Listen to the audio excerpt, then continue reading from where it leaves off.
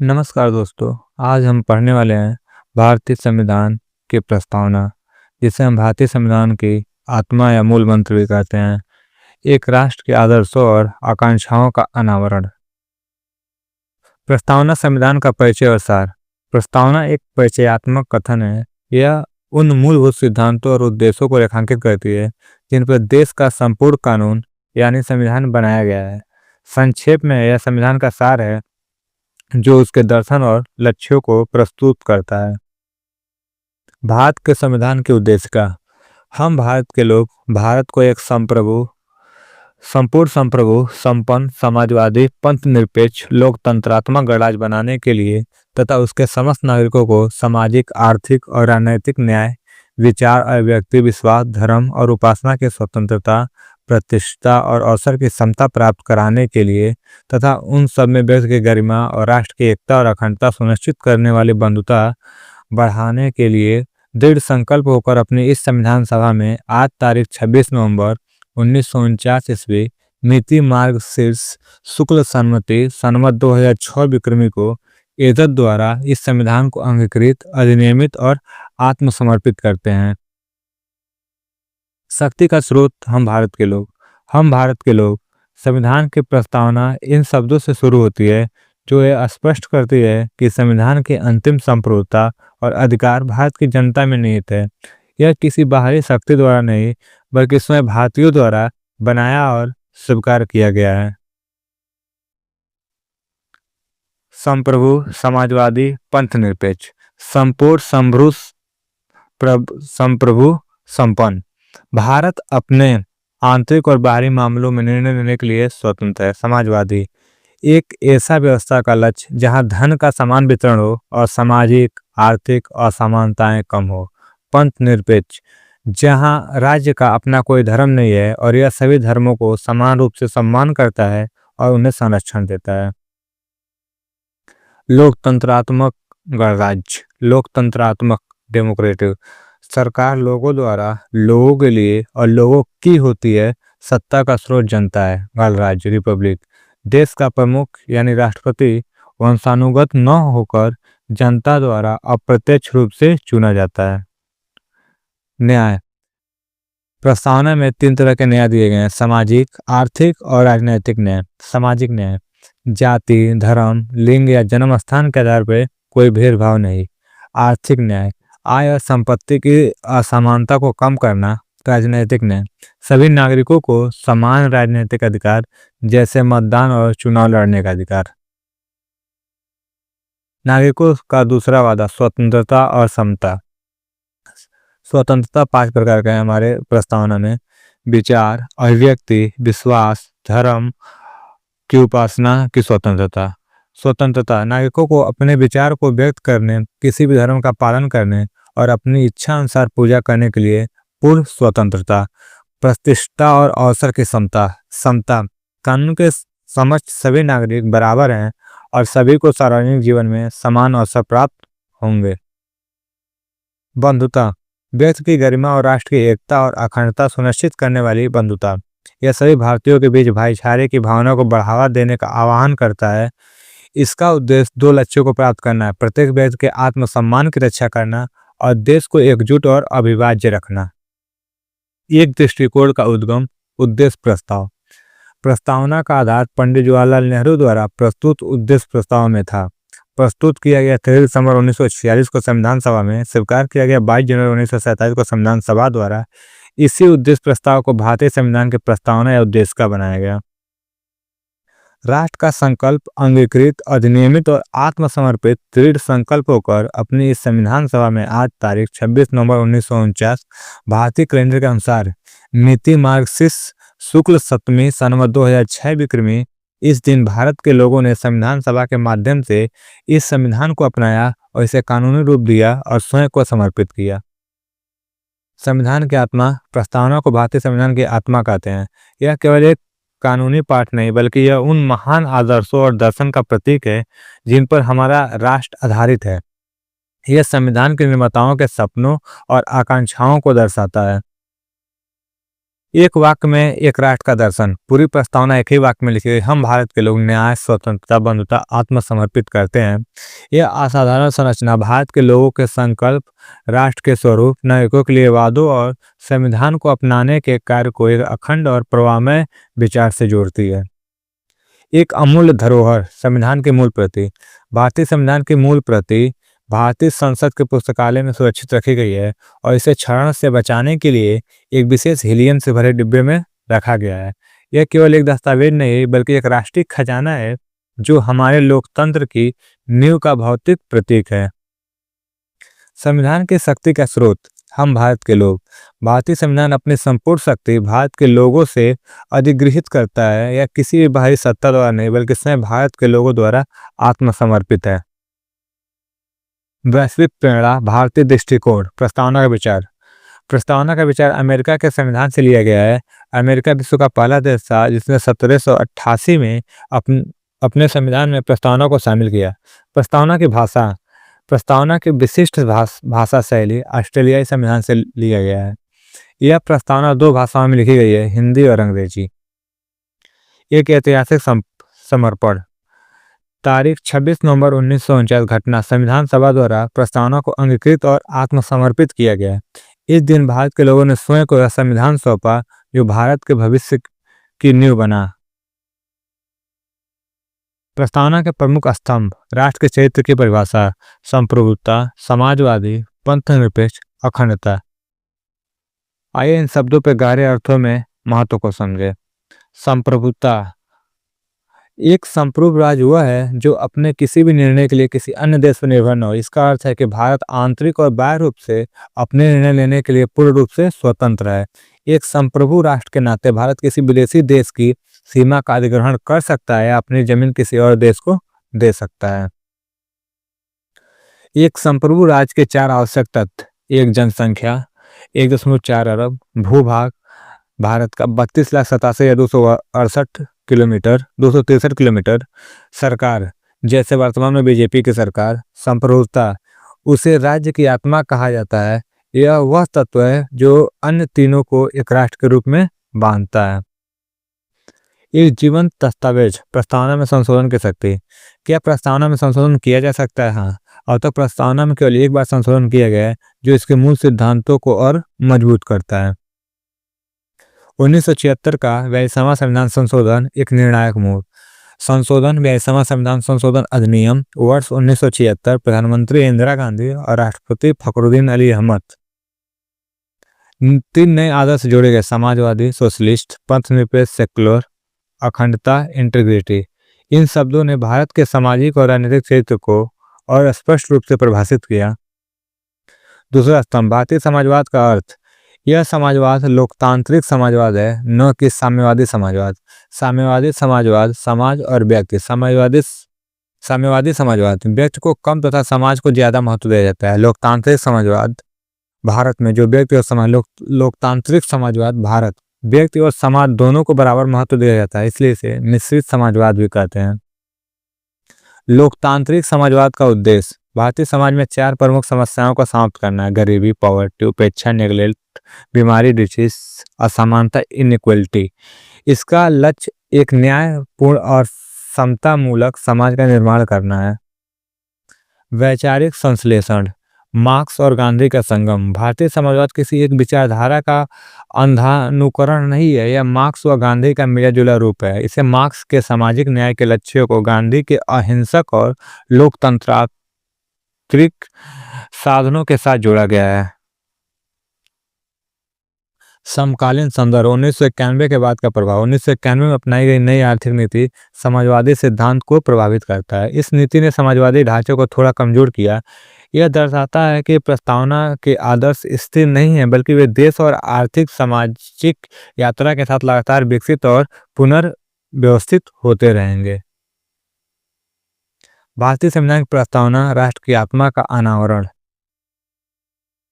संविधान का सार प्रस्तावना। हम भारत के लोग भारत को एक संप्रभु संपन्न समाजवादी पंचनिरपेक्ष लोकतांत्रिक गणराज्य बनाने के लिए तथा समस्त नागरिकों को सामाजिक आर्थिक और राजनीतिक न्याय विचार और व्यक्ति विश्वास धर्म और उपासना की स्वतंत्रता प्रतिष्ठा और अवसर की क्षमता प्राप्त कराने के लिए तथा उन सब में व्यक्ति की गरिमा और राष्ट्र की एकता और अखंडता सुनिश्चित करने वाली बंधुता बढ़ाने के लिए दृढ़ संकल्प होकर अपनी इस संविधान सभा में आज तारीख 26 नवंबर 1949 ईस्वी को इस द्वारा संविधान को अंगीकृत नियमित और आत्मसमर्पित करते हैं। प्रस्तावना की संख्या 3 प्रमुख स्तंभ। संविधान का अधिकार स्रोत यह बताता है कि शक्ति का स्रोत कौन है। भारत का स्वरूप यह भारत को एक राष्ट्र के रूप में परिभाषित करता है। संविधान का उद्देश्य यह नागरिकों के लिए निर्धारित लक्ष्यों को रेखांकित करता है। भाग 1 भारत का स्वरूप संप्रभु और समाजवाद। संपूर्ण संप्रभु संपन्न भारत अपने आंतरिक और बाहरी मामलों में निर्णय लेने के लिए स्वतंत्र है, किसी बाह्य शक्ति के अधीन नहीं है। समाजवादी एक ऐसा व्यवस्था जिसका लक्ष्य आय प्रतिष्ठा और जीवन स्तर के असमानताओं को कम करना है। साइड नोट, संविधान में शब्दों का सही क्रम, पहले संप्रभु संपन्न, फिर समाजवादी, पंथनिरपेक्ष, लोकतंत्रात्मक, गणराज्य। पंथनिरपेक्ष और गणराज्य। पंथनिरपेक्ष सेकुलर भारत में कोई राज्य का कोई आधिकारिक धर्म नहीं है। राज्य सभी धर्मों को समान मानता है और किसी भी धर्म को अपनाने की स्वतंत्रता देता है। लोकतंत्रात्मक डेमोक्रेटिक रिपब्लिक देश का प्रमुख राष्ट्रपति जनता द्वारा अप्रत्यक्ष रूप से निर्वाचित होता है। संप्रभुता किसी एक व्यक्ति के बजाय जनता में निहित होती है तथा किसी विशेषाधिकार प्राप्त वर्ग में अनुपस्थित होता है। एक महत्वपूर्ण अंतर पंथनिरपेक्ष बनाम धर्मनिरपेक्ष। धर्मनिरपेक्ष द फ्रेंच कॉन्सेप्ट राज्य का धर्म से कोई मतलब या उपेक्षा नहीं होता है। कानून ही सर्वोपरि है, धर्म का कोई स्थान नहीं है। फ्रांस में कोई धर्म नहीं है। पंथ निरपेक्ष द इंडियन कॉन्सेप्ट राज्य किसी भी धर्म को राज्य धर्म के रूप में नहीं अपनाता बल्कि सभी धर्मों को समान रूप से सम्मान और संरक्षण देता है। यह एक सकारात्मक अवधारणा है। भारतीय संविधान का उद्देश्य न्याय का आदर्श। प्रस्तावना में 3 प्रकार के न्याय का उल्लेख है। सामाजिक न्याय, सोशल जस्टिस, जाति धर्म लिंग या जन्म स्थान के आधार पर कोई भेदभाव नहीं। आर्थिक न्याय, इकोनॉमिक्स जस्टिस, धन और संपत्ति के आधार पर भेदभाव का अभाव। राजनीतिक न्याय, पॉलिटिकल जस्टिस, सभी नागरिकों के समान राजनीतिक अधिकार। यह तीनों आदर्श न्याय के आदर्श रूस की क्रांति 1917 से लिया गया है। स्वतंत्रता का वचन। प्रस्तावना में 5 प्रकार की स्वतंत्रता सुनिश्चित की गई है। पहला विचार, थॉट, अभिव्यक्ति एक्सप्रेशन, विश्वास बिलीफ, धर्म फेथ, उपासना वर्शिप। समानता और बंधुता फ्रांसीसी क्रांति की विरासत। समता प्रस्तावना 2 प्रकार के समानता का उल्लेख करती है, प्रतिष्ठा और अवसर की समानता। बंधुता देश में सभी नागरिकों के बीच भाईचारे की भावना को बढ़ावा देना।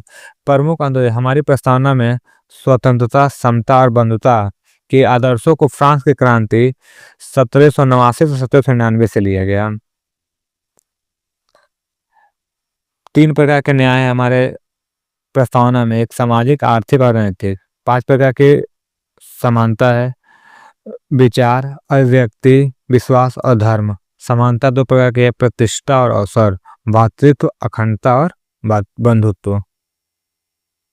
प्रस्तावना की विधिक स्थिति, क्या यह न्याय योग्य है? प्रस्तावना एक विधिक स्वरूप है, इसकी प्रकृति न्याय योग्य नहीं है। इसका अर्थ है कि केवल प्रस्तावना के आधार पर किसी कानून को चुनौती नहीं दी जा सकती है या इसे न्यायालय द्वारा लागू नहीं कराया जा सकता। यह संविधान के अन्य प्रावधानों की व्याख्या में एक मार्गदर्शक सिद्धांत के रूप में कार्य करती है। न्यायिक व्याख्या का विकास। पहला चरण 1960 बेरूबारी संघ मामला। इस मामले में सर्वोच्च न्यायालय ने माना कि प्रस्तावना संविधान का अंग नहीं है। इसे एक गौर दस्तावेज के रूप में देखा गया जो केवल संविधान निर्माताओं के विचार को दर्शाता था। एक ऐतिहासिक मोड़, केशवानंद भारती मामला 1973। केशवानंद भारती मामला 1973 अपने पिछले फैसले को पलटते हुए सर्वोच्च न्यायालय ने स्थापित किया कि प्रस्तावना संविधान का एक अभिन्न अंग है। वर्तमान में प्रस्तावना संविधान का अंग है। दार्शनिकों की दृष्टि में प्रस्तावना राजनीतिक जन्मपत्री के.एम. मुंशी ने कहा था प्रस्तावना को। संविधान का परिचय पत्र N.A. पालकीवाला ने कहा था प्रस्तावना को। इन विचारों से स्पष्ट होता प्रस्तावना केवल एक परिचय नहीं बल्कि संविधान की महान और आदर्श सोच का दर्पण है। सार्वभौमिकता का सिद्धांत प्रस्तावना का मूल मंत्र। सभी व्यक्ति पूर्णतः और समान रूप से मानव हैं। यह सार्वभौमिकतावाद का सिद्धांत है जो प्रस्तावना के हर शब्द, न्याय, स्वतंत्रता, समानता और बंधुता को शक्ति प्रदान करता है। यह भारतीय संविधान के मानवीय दृष्टिकोण का अंतिम प्रमाण है। संविधान की आत्मा प्रस्तावना वह कुंजी है जो भारत के दर्शन को खोलती है। एक आत्मा, एक सपना, संविधान के वास्तुकारों की दृष्टि से प्रस्तावना। संविधान शरीर है तो प्रस्तावना उसकी आत्मा है, सुभाष कश्यप ने कहा था। प्रस्तावना हमारे दीर्घकालिक सपनों का परिणाम है, आल्हादी कृष्णा स्वामी अय्यर ने कहा था। शक्ति का परम स्रोत, हम भारत के लोग। भारतीय संविधान की प्रस्तावना यह स्पष्ट करती है कि संप्रभुता किसी बाहरी शक्ति या शासक वर्ग में नहीं बल्कि भारत की जनता में निहित है। यह सरकार और सभी अंगों को अधिकार रूप देने का अंतिम स्रोत है। आदर्शों का खाका, प्रस्तावना के वादों का विस्तार। प्रस्तावना में जिन आदर्शों और उद्देश्यों की रूपरेखा दी गई है उनका विस्तृत व्याख्या संविधान के अन्य महत्वपूर्ण भाग में की गई है। प्रस्तावना के आदर्श न्याय, स्वतंत्रता, बंधुता और समता। मूल अधिकार भाग 3 में, राज्य की नीति निर्धारण तत्व डीपीएसपी भाग 4 में, मूल कर्तव्य भाग 4A में। आर्थिक न्याय, यह सिद्धांत उद्देश्य का और राज्य की नीति निर्धारण तत्व डीपीएसपी दोनों को स्पष्ट रूप से उल्लेखित है। कुंजी का निर्माण, एक कलात्मक और वैधानिक उत्कृष्ट कृति। अंतिम सत्यांजन, संविधान निर्माण प्रक्रिया में प्रस्तावना को सबसे अंत में जोड़ा गया ताकि यह पूरे संविधान का दर्शन को प्रतिबिंबित करती है। सुलेख, मूल अंग्रेजी संस्करण प्रेम बिहारी नारायण रायजादा द्वारा और हिंदी संस्करण वसंत कृष्ण वैद्य द्वारा लिखा गया। कलात्मक सया, शांति निकेतन के नंदलाल बोस और राम मनोहर सिन्हा द्वारा इसे सुशोभित किया गया। ऐतिहासिक स्वीकृति, संविधान सभा के अध्यक्ष डॉक्टर राजेंद्र प्रसाद ने इसे अंतिम मतदान कराया और यह सुनिश्चित किया कि उद्देश्य का संविधान का अंग बने। पहली चुनौती, क्या कुंजी ताले का हिस्सा है? संविधान लागू होने के बाद सर्वोच्च न्यायालय के समक्ष यह मौलिक प्रश्न उठा, क्या प्रस्तावना को संविधान का एक परिवर्तनीय हिस्सा माना जा सकता है या यह केवल एक परिचयात्मक वक्तव्य है जिसका कोई कानूनी बल नहीं है? इस प्रश्न ने भारत के संवैधानिक कानून के इतिहास को आकार दिया। बेरुबारी यूनियन वाद 1960, एक महत्वपूर्ण व्याख्या। वाद, इन री बेरुबारी यूनियन 1960। प्रश्न, क्या प्रस्तावना संविधान का अंग? निर्णय, नहीं। न्यायालय ने यह माना कि प्रस्तावना संविधान का अंग नहीं है। मुख्य कथन, प्रस्तावना संविधान निर्माताओं के मन की कुंजी है किंतु यह संविधान का अंग नहीं है। मुख्य न्यायमूर्ति गजेंद्र गढ़कर का मत। पुनर्विचार के बीच बदलती न्यायिक दृष्टि, बेरुबारी के फैसले के बाद भी न्यायिक मन में प्रस्तावना के महत्व को लेकर मंथन जारी था। सज्जन सिंह बनाम राजस्थान राज्य 1950। कथन, न्यायमूर्ति J.R. माधवकर ने कहा कि प्रस्तावना पर गहन विचार विमर्श की छाप है। I.C. गोपालनाथ बनाम पंजाब राज्य 1967। कथन, न्यायमूर्ति हिदायतुल्लाह ने इसे संविधान की मूल आत्मा, शाश्वत और अपरिवर्तनीय बताया। निर्णायक क्षण, केशवानंद भारती बनाम केरल राज्य 1973। यह बात भारतीय संवैधानिक इतिहास का सबसे महत्वपूर्ण मोड़ साबित हुआ। इसमें न केवल प्रस्तावना की स्थिति बल्कि संसद की संविधान संशोधन की शक्ति की सीमाओं को भी परखा गया। यह वह लक्षण था जब कुंजी के वास्तविक मूल्य और स्थान को हमेशा के लिए स्थापित किया जाना था। एक ऐतिहासिक निर्णय, कुंजी ताले का एक महत्वपूर्ण हिस्सा। केशवानंद भारती बनाम केरल राज्य 1973। यह प्रस्तावना संविधान का अंग है और इसे संविधान संशोधन हो सकता है। निर्णय, हाँ। सर्वोच्च न्यायालय ने बेरुबारी के फैसले को पलट दिया। मुख्य कथन, प्रस्तावना संविधान का अंग ही नहीं बल्कि एक महत्वपूर्ण अंग है। मुख्य न्यायमूर्ति सीकर का मत। सिद्धांत की पुष्टि, प्रस्तावना एक अभिन्न अंग केशवानंद भारती मामले में स्थापित सिद्धांत के बाद के निर्णयों में और मजबूत किया गया।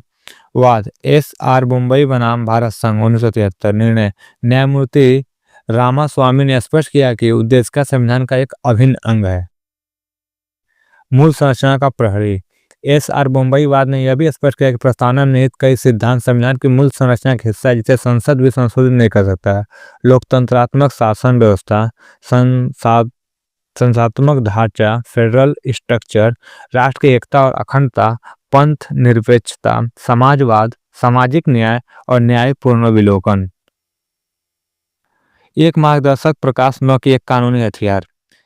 यह ध्यान रखना महत्वपूर्ण है कि प्रस्तावना की भूमिका मार्गदर्शक और व्याख्यात्मक है। यूनियन ऑफ इंडिया बनाम मदन गोपाल 1954 के वाद के अनुसार संविधान की प्रस्तावना को न्यायालय द्वारा परिवर्तित नहीं किया जा सकता। यह एक नक्शा है जो मंजिल दिखाता है लेकिन वह मंजिल तक पहुंचने वाला वाहन नहीं है। वाहन संविधान के अन्य भाग जैसे मूल अधिकार हैं। जीवन शब्द एकता और बंधुता का सुदृढ़ीकरण। प्रस्तावना की जीवंत इस बात में दिखती है कि इसके मूल दर्शन को और मजबूत किया गया। 22वें संविधान सभा 1976 द्वारा राष्ट्र की एकता और अखंडता में बदल दिया गया। राष्ट्र की एकता से बदलकर राष्ट्र की एकता और अखंडता कर दिया गया। यह परिवर्तन बंधुत्व की भावना को बढ़ावा देने और देश की संप्रभुता को अक्षुण्ण रखने की प्रतिबद्धता को और गहरा करता है। अटूट ताला महर्षि कुंजी। एक समय में जिसकी स्थिति पर प्रश्न था, आज वही प्रस्तावना भारतीय संविधान का मूल आत्मा, शाश्वत दर्शन और अपरिवर्तनीय आधारशिला के रूप में स्थापित है। यह वह कुंजी है जो न केवल संविधान के प्रावधानों को खोलती है बल्कि उसके बुनियादी सिद्धांतों की रक्षा भी करती है। डॉक्टर भीमराव अंबेडकर के शब्दों में यह एक पवित्र दस्तावेज की आत्मा है।